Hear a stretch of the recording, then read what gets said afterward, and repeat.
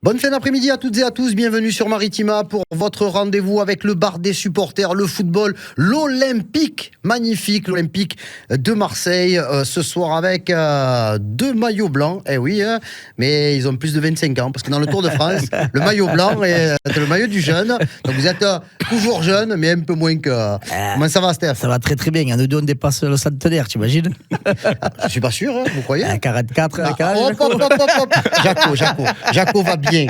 Jaco va très très bien. Très bien. J'ai 60 ans, les gars. Moi, j'ai pas comme il faut faire. Très heureux de les avoir, très fier d'être encore en bonne santé pour être avec des jeunes. Si vous me supportez encore, tant mieux. En tout cas, on te le souhaite. Exactement. Voilà. On va parler de plein de choses aujourd'hui. On va poursuivre notre conseil de classe avec les attaquants. Avant ça, puisqu'on va parler de ce joueur dans les attaquants, puisque c'était un peu le couteau brésilien de l'Olympique de Marseille, notre ami Fabrizio Romano a annoncé que l'affaire était pas quasiment dans le sac pour Luis Enrique et peut-être le futur vainqueur de la Ligue des Champions, l'Inter Milan. On l'espère. Mais oui, c'est... Comme l'a répété souvent Jacques lors des derniers BDS, avant on avait du mal à vendre, à bien vendre, et sincèrement là, si les montants sont ceux-là... Les montants, moi je peux vous dire que par rapport aux infos que j'ai eues, ça sera entre 26 et 27, bonus compris. Tu imagines, c'est énorme. Après, oui, il a fait bien 6-7 mois corrects, où il a été au-dessus. Les deux derniers mois ont été... Moi, je te dis, dès qu'il y a eu les négociations avec... Tu enlèves 3 millions, je crois. Les deux derniers mois, on fait perdre 3 millions. Dès qu'il y a eu les négociations avec l'Inter, on a vu vraiment qu'il a commencé à lever le pied. Est-ce qu'il avait peur de se blesser? Est-ce qu'il avait peur d'aller au contact? C'est pour ça que je disais, moi, du moment où il y avait ça, il fallait le sortir du groupe et de l'équipe, et pour pas prendre de risques, et pour lui, et pour avoir un joueur au moins à 100% sur le terrain. Mais je suis très content pour lui. C'est quelqu'un qui revient de loin, et je lui souhaite une très très bonne continuation et le meilleur avec l'Inter, et pourquoi pas qu'il puisse participer à une belle parade ce week-end. Jaco, comment tu passes de dommage à l'Inter? C'est une prise de conscience. C'est un joueur qui est parti, qui est retourné chez lui au Brésil, qui a sans doute pris conscience. Steph nous le rappelait régulièrement, la masse musculaire, quand il est revenu, elle était importante. Et donc ça lui a permis d'être beaucoup plus assis, beaucoup plus rigoureux. Il est venu jouer au ballon. Hein. Oui, mais ça fait rien. Ça lui a permis d'avoir beaucoup plus de résistance au choc. Et je l'ai trouvé beaucoup plus rapide sur ses appuis.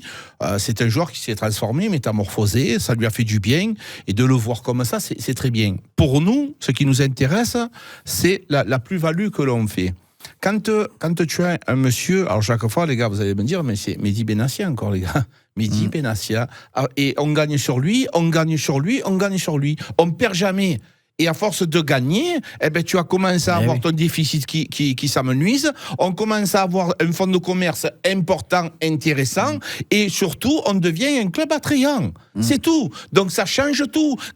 Moi, je le dis régulièrement, c'est pas faire offense à Ribalta, mais les gars, est-ce qu'on boxe dans la même catégorie? C'est quand même des balles perdues. Non, mais ça fait rien. Dans l'almanach de Jacques Bail, il est en bonne place. Je le respecte beaucoup, mais chacun son métier. Il y a des pâtissiers, il y a des bons pâtissiers. Mais les gars, et pourquoi vous allez chercher les gâteaux à la pâtisserie où c'est meilleur? Non, mais c'est vrai. Ouvre le boulangerie.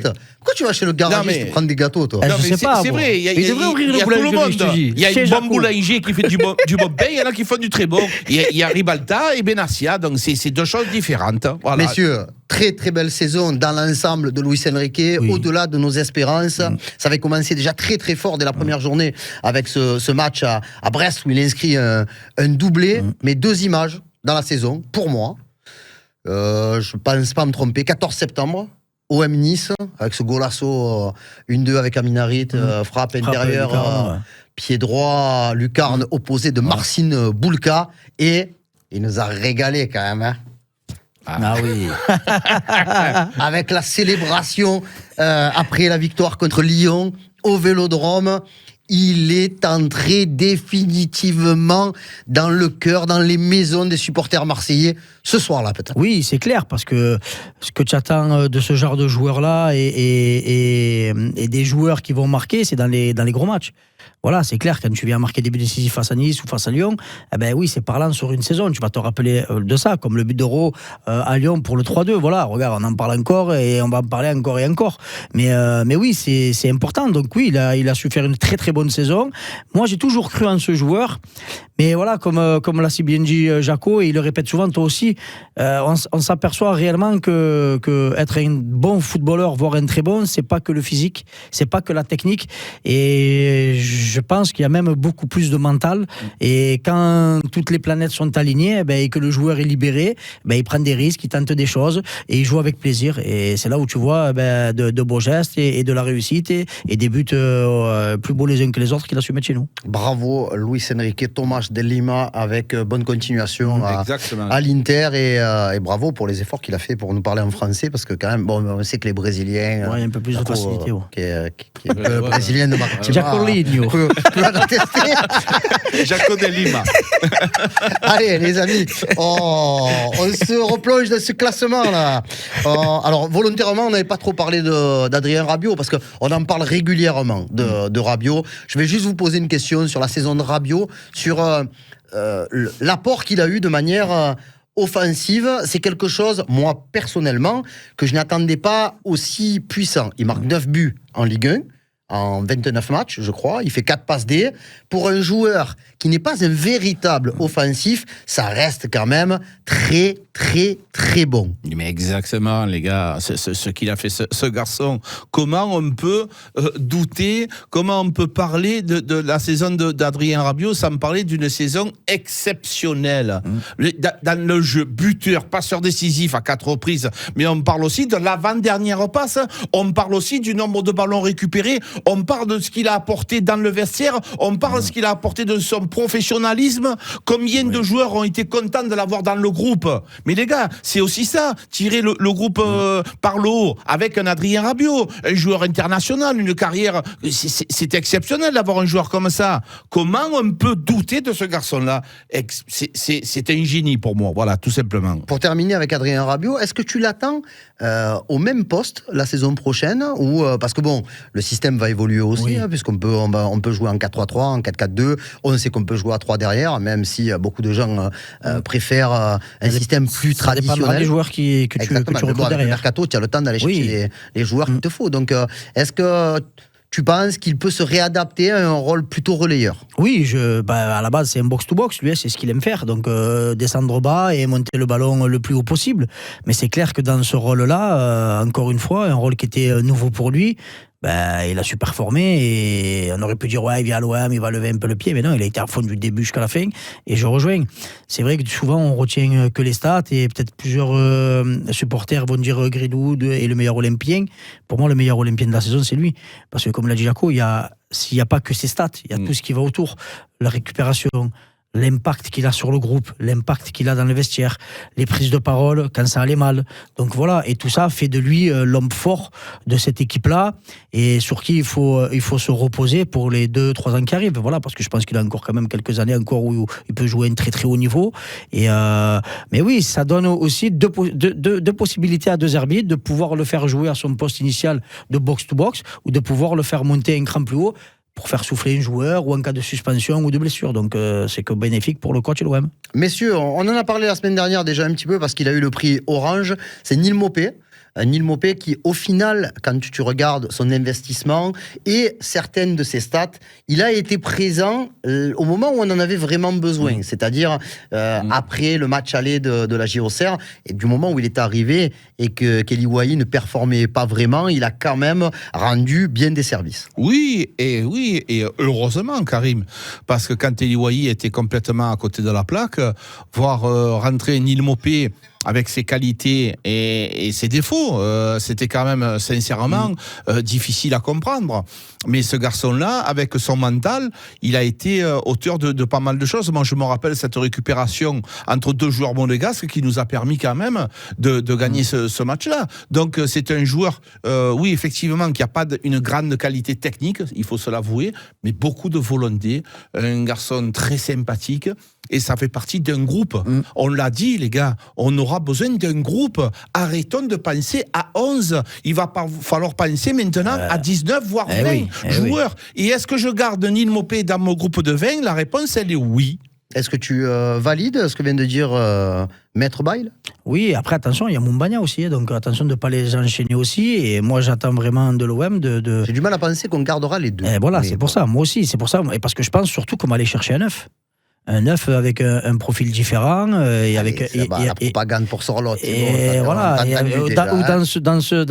dans cette figuration là, voilà, Oljung de Manchester United, c'est très très très très fort aussi. Voilà, quelqu'un longiligne, costaud, technique, Rasmus Højlund. Voilà, et surtout. Et le frère de celui que tu viens voilà, de c'est pour le cousin, c'est pareil, ça passe. Mais tu vois, qu'il soit efficace dans la surface et qu'il t'apporte une façon de jouer différente que celle avec Gouiri. On continue avec un joueur qui est peut-être, qui aurait pu être le Marseillais de la saison s'il était arrivé un peu plus tôt. C'est Amine Gouiri, auteur de 10 buts en 14 matchs, 3 passes D, un premier ballon magique sous le maillot de l'Olympique de Marseille, face à son club formateur. Le but qui a été élu but de l'année au trophée UNFP avec ce ciseau fantastique où il n'a même pas vu les barres et il a compris en voyant que le stade s'était retourné et qu'il avait marqué. Amine Gouiri, c'est déjà Amine Gouiri, une des grosses satisfactions, c'est que c'est pas un 9. Mais c'est un 9, Jaco. C'est un 9, Jaco. C'est vraiment, c'est un 9. C'est un 9, c'est un buteur. Mais qu'est-ce que ça me fout des commentaires des gens ? C'est pas un 9. Non, mais il marque des buts. Tu sais très bien ce que j'en pense. Appelez-le comme vous voulez. Appelez-le le buteur, l'avant-centre. Mais vous dites plus 9. C'est un joueur qui a été plus que performant. C'est un joueur très intéressant. Et ce garçon-là, il a été décoté parce qu'il était dans des clubs qui ne lui correspondaient pas. Comprenez une chose, il te faut un club qui te ressemble. Qu'est-ce qui ressemble à Amine Gouiri ? C'est l'ADN marseillaise. C'est un gars d'origine algérienne, un latin, un gars qui a besoin, alors les gens ils vont rigoler, mais qui a besoin de soleil et de chaleur humaine, avec des petites tapes dans le dos. Ça y correspond, il avait envie de ça. Les gars, mais je peux le comprendre. Je l'ai vécu, moi, d'être là-bas, mais je suis pas chez moi. Je suis pas chez moi. Ici, je suis chez moi. En Algérie, j'étais chez moi. C'était différent, les gars. Et donc là, lui, il est performant parce qu'il a envie de jouer. Et je l'ai trouvé métamorphosé. Et tu le vois sur le terrain. Balotelli avait marqué 8 buts en 15 matchs lors de sa demi-saison à l'OM. On avait dit que c'était fantastique. Bien sûr. Milik avait marqué 9 buts en 15 matchs. On avait dit que Arcadius, c'était un monstre. Tu nous régalais. Mais là, quand même, est-ce que tu t'attendais à autant d'efficacité de la part de celui qui est redevenu le Fennec de Marseille? Alors, est-ce que je m'y attendais lors de sa venue, on avait eu beaucoup de débats. Et moi, je parlais, son problème à lui, c'était la continuité. Le niveau, il est au-dessus de la moyenne, il n'y a aucun souci. Quand il arrive chez nous, je crois qu'il a plus de 40 buts en Ligue 1, donc ça parle quand même. Hein. Ça parle pour lui. En quelques années. Voilà. Oui. Il n'a pas marqué en 2 saisons. Oui, mais ça parle pour lui quand même. C'est un jeune joueur. Ça parle pour lui. Partout où il passe, il est pas loin de dépasser à chaque fois les 10 buts. Donc, comme tu l'as si bien dit, c'est pas un pur numéro 9. C'est quelqu'un qui peut jouer sur tout le front de l'attaque, qui décroche énormément, qui participe au jeu. Donc, il a surperformé pour moi sur les 6 mois qu'il a fait à l'OM. Il a été tout simplement exceptionnel. Maintenant, je pense que pour lui, le plus dur commence. Et le plus dur, ça va être de continuer sur cette même cadence et de prouver ce qu'il a su faire sur les 6 mois tout au long de l'année prochaine. Mais j'ai aucun doute là-dessus. Parce que voilà, comme l'a dit Jaco, tu as l'impression qu'il est là depuis 5 ans. Donc, et ça, quand souvent on se dit, est-ce que l'adaptation, il y en a, ils n'ont pas besoin d'adaptation, tu vois, quand ils se sentent bien, ben ça match de suite. Donc, pour moi, aucun souci sur la saison prochaine d'Amine Gouiri, sur laquelle il risque de performer très très fort. Un joueur dont on a attendu monts et merveilles, parce qu'on a d'abord connu les merveilles. Ensuite, un petit creux, c'est Jonathan Bale. Jonathan Rowe, puisque il fait partie de la grande tribu des enfants de Jacques Bale. Mais lui, c'est un espoir du football. C'est un jeune joueur avec beaucoup de talent. Les gars, vous allez voir ce qu'il va être capable de faire. Il va très vite. Il est très intelligent. Il est très rapide. Non, mais voilà. Mais par contre, il a pour lui cette jeunesse et cette insouciance. Après, chaque fois qu'il n'était pas titulaire, chaque fois qu'il voulait rentrer, il faisait trop vite les choses. Et quand tu veux vite faire, tu fais mal. Donc, il faut qu'il apprenne un petit peu, quand tu rentres, tu n'es pas titulaire, à rentrer tranquillement et attendre le moment opportun pour pouvoir essayer de dribbler. Dans tous les cas, il faut lui expliquer que chaque fois qu'il va avoir le ballon, il ne va pas éliminer 1 ou 2 joueurs à chaque fois. C'est pas possible. De temps en temps, tu prends, tu reçois, tu donnes. Tu prends, tu reçois, tu donnes, et puis tu balances ton dribble. C'est aussi ça, surprendre l'adversaire. Pour le reste, les gars, il a toutes les qualités. Et en plus, ce sourire. Moi, j'ai besoin de... Quand tu es un entraîneur, les gars, dans un groupe, un mec comme ça te fait plaisir. Il faut penser aussi à l'entraîneur. Si tu as toujours des théâtres, des mecs, des boudeurs, c'est dur, les gars. Donc, un Jonathan Rowe dans le groupe, en plus qu'il est bon, il est souriant, je garde. Ouais, attention, parce qu'il va y avoir sans doute des OPA qui viennent de la Première Ligue. J'ai déjà vu un peu des petits trucs avec Newcastle qui commencent à regarder, et d'autres, à mon avis, parce qu'il était quand même promis à un bel avenir en Première Ligue avant sa blessure. Et là, c'est clair que il n'a pas toujours été au pic de sa forme. Non. Pour expliquer un peu ça, il y a aussi le changement de système qui n'a pas été à son avantage. Mais on a vu en fin de saison, on a retrouvé le Jonathan Rowe qu'on avait connu en août-septembre. Oui, après le match face à Rennes au Vélodrome, moi, il m'a agacé. Parce que, et ça rejoint ce que tu es en train de dire là, il va falloir qu'il apprenne à lâcher le ballon et à le lâcher au bon moment, parce qu'à un moment, il y a 3 ou 4 actions où il part à 3 contre 1, voire 3 contre 2, et il veut aller seul, ou alors il la donne au dernier des derniers moments, et il envoie les ballons en 6 mètres ou derrière. À un moment, il peut donner un ballon à Adrien Rabiot, qui est côté gauche, pied gauche, il arrive face au défenseur, il essaie de crocheter, il perd le ballon. Tu vois, c'est ces petits détails-là. Mais après, je te rejoins, c'est la jeunesse, il veut bien faire, il n'a pas beaucoup de temps de jeu, dès qu'il en a, il veut montrer, mais bon, une fois qu'il aura gommé cela, oui, il a tout pour réussir. Voilà, c'est quelqu'un qui est virevoltant, qui va à 3000, qui est dans la percussion, franchement, brise des reins. Maintenant, il faut qu'il trouve cette petite justesse sur la dernière frappe ou la dernière passe. Et Jonathan Rowe, c'est l'homme, peut-être, pour moi, de la plus grosse émotion de la saison. Et oui, 22 septembre, on est quasiment à 23h. Et écoutez si ça fonctionne. Avec un Brassier qui dégage Douane devant. Et Montpellier qui va venir presser le dégagement de Perry. Attention, Rowe qui récupère. Allez, l'accélération de Jonathan Rowe sur le côté. Jonathan Rowe dans la surface. Jonathan Rowe, frappe au petit. Ouais. Il a les frissons, Fada.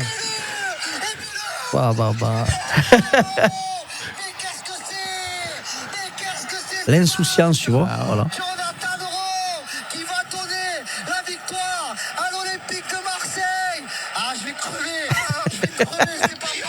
Jacques, il est en train de mourir, je crois. C'est pas possible. Qu'est-ce qu'ils nous ont fait? Il me faut 2 jours de repos. C'est pas possible. Je veux juste... Parle. Mais quel match! Mais quel événement que nous vivons! C'est terrible, c'est exceptionnel! Je te l'ai dit, Karim, Jonathan Rowe est capable de changer le cours du match. Une accélération, ça va vite. Un enroulé, ils sont abasourdis, les Lyonnais. Nous, on est abasourdis de bonheur. Mais quel bonheur, quel match, les gars! Quel match, quelle intensité! Merci. Franchement, merci Jaco pour l'émotion. Et je pense que c'est ce soir-là qu'il est rentré définitivement dans ta famille. Ouais, mais exactement. Et toi, tu y étais déjà. Et encore, ce moment qu'on a partagé. Non, mais les gars, les gens, ils comprennent pas. Et je voudrais prendre un petit moment pour expliquer ce que l'on vit. quand tu vis des moments comme ça avec ton ami, c'est quelque chose d'exceptionnel, mon frérot. Tu le sais très bien. On voyage ensemble, mais on partage des moments qui sont exceptionnels. Moi, tu fais partie de ma vie, et en plus, je vis des moments exceptionnels avec toi, donc je suis le plus heureux du monde. Ah, mais ça me fallait. Je m'en fous, frère. Nous, ce qu'on a vécu après. Non, mais les gens, ils ne savent pas. C'était un moment exceptionnel qu'on a vécu. Allez, après Jonathan Rowe, on va parler de l'autre joueur originaire de la Grande-Bretagne, qui sera peut-être bientôt, qui va faire partie de l'équipe des Rasta Rockets de la Jamaïque.